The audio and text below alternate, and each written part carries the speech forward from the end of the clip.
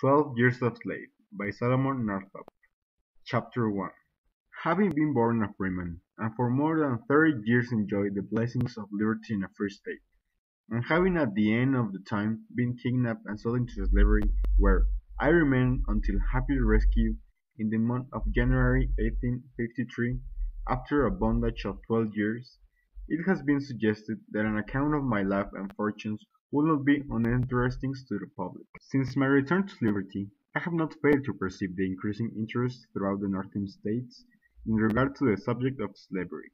Works of fiction, professing to portray this future in their more pleasing as well as more repugnant aspects, have been circulating to an extent unprecedented and, as I understand, have created a fruitful topic of comment and discussion. I can speak of slavery only so far as it came under my own observation, only so far as I have known and experienced it in my own person. My object is to give a candid and truthful statement of facts, to repeat the story of my life without exaggeration, leaving it for others to determine whether even the pages of fiction present a picture of more cruel wrong or a severer bondage. As far back as I have been able to ascertain, my ancestors on the paternal side were slaves in Rhode Island. They belonged to a family by the name of Northup, one of whom, removing to the state of New York, settled in Hoosick, in Rensselaer County. He brought with him Mintus Northup, my father. On the death of his gentleman, which must have occurred some 50 years ago, my father became free, having been emancipated by a direction in his will. Henry B. Northup, Esquire of Sandy Hill, a distinguished counselor at law, and the man to whom, under Providence, I am indebted for my present liberty and my return to the society of my wife and children, is a relative of the family in which my forefathers were thus held to service, and from which they took the name I bear.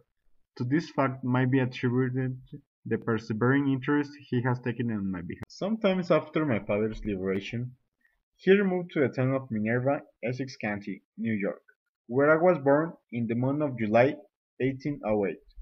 How long he remained in the latter place I have not the means of definitely ascertaining.